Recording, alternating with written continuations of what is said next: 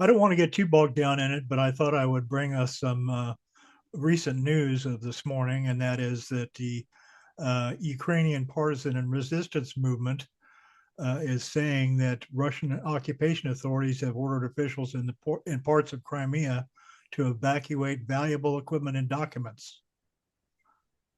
What do you have anything to say about that situation over there? Is Russia on the run now, or how would you characterize that conflict?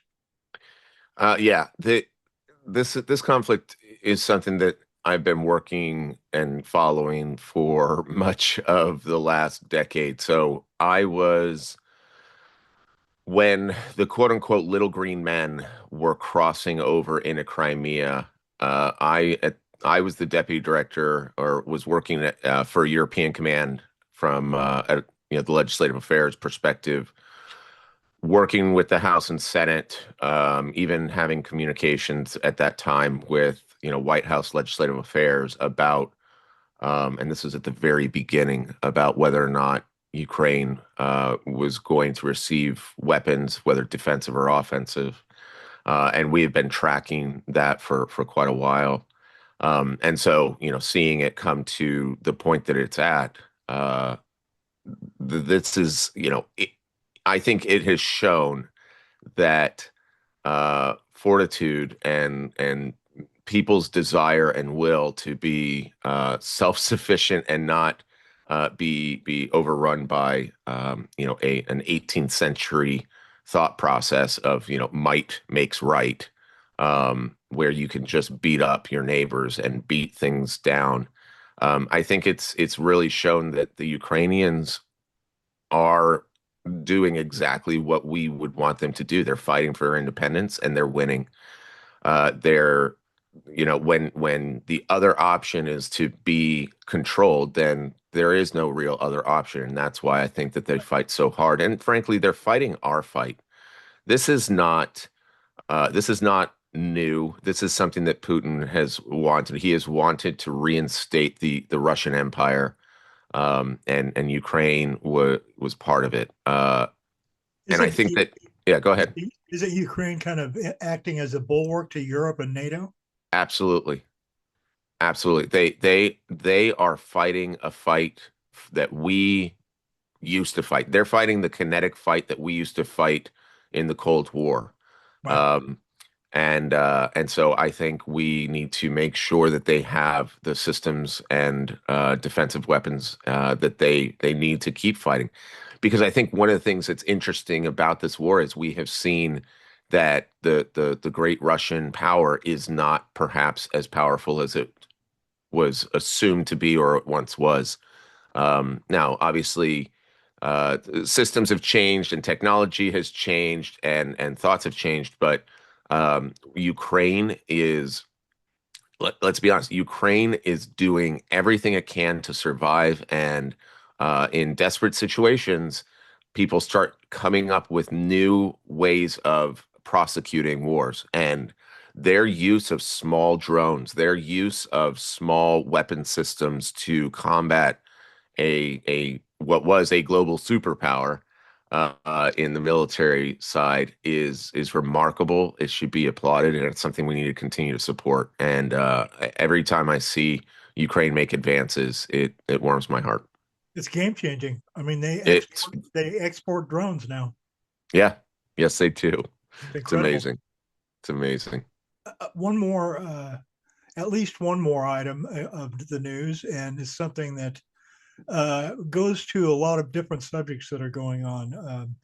Oligarchy, authoritarianism, Yeah. and those sorts of things. Peter Thiel, who is a billionaire financier and owns quite a few companies. He owns, what is it, Palantir that he owns? Yeah. Right. So, and recently had bugged out basically of the United States and moved to Brazil or Argentina or someplace.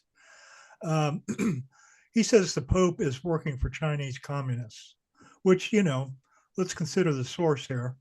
Yeah. But what do you think that he represents in terms of the danger to the country because of his position of power and his position of, well, I would say perceived power, but Yeah. also his, condition that he has the president's ear sometimes, and some of his ideas get, furthered. There was news about uh, what is the other company taking a five? The government would take a 5% stake in their company. Oh, Claude, who is that? Is that Palantir? No, Claude is Anthropic. Anthropic. That's what it was. It was just recently, like within the last day or two. But on that subject, these people who are real powerful, they have a lot of influence, and we have seen the things that they have wanted to do for a long time be coming to fruition. And I just wonder what you think about the danger of that, and what you would do in Congress to try to counteract that. Yeah. Thanks for the question. I mean, I think about this a lot. A lot. We are, the notion of an oligarchy, the idea that people and companies and money and power alone can control a government was once something that was left to other nations. It was left to, Russia. It was left to China. And we need to have an understanding that under this administration, it is absolutely alive, well, and it is expanding. The fact that, somebody like Elon Musk was allowed to spend $250 million of money in the 2024 election to, in his own words, turn the tide and you know, achieve a success. That is not the democracy that we subscribe to. It's every person gets a vote. That is supposed to be your level of influence in turning the tide of an election. You can put your personal money where you wish it to, and that has financial caps in the election system. But we have allowed our financial and election system to allow unlimited sums of money and through a veil of, well, they're not coordinating or it's not direct. And the truth of the matter is, it is the results that matter, and it is the results of what we have allowed after Citizens United um, that has created what we're living under. And I fault both parties because I certainly fault the Republicans far more, but there are people within our own party who, while they may not admit it publicly, they like having super PACs because super PACs, when they fight for them, fight for them. Here's the issue: it doesn't help the people. It helps elected officials, great. That's great for them, but it does so at the cost of everyone else's freedoms, everyone else's rights. It's one of the reasons we don't take corporate PAC money. It's one of the reasons why we are, strongly, uh, only taking funds from grassroots donors because we want to only serve people. And so, what we have to do is overturn Citizens United, create, write laws direct to that cause and to that issue. Because the simple fact that somebody like Peter Thiel, somebody like Elon Musk, somebody like Jeff Bezos, these billionaires who have, for all intents and purposes, unlimited sums of money to drive politics towards the direction of giving them greater power, Right. results in them being given greater power. And that is not American democracy. That is by definition an oligarchy. And we don't want it. We need to stop it. It's already gone too far. Yeah. If we are being controlled by a very small select group of individuals solely because of their wealth, then we are no different than Russia. We are no different than Really.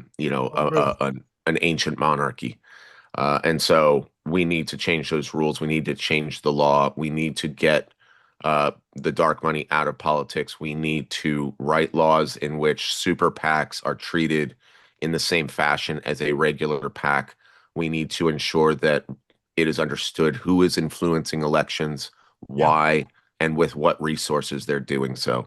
That's open and fair and transparent, not what this administration and what people like Peter Thiel actually want.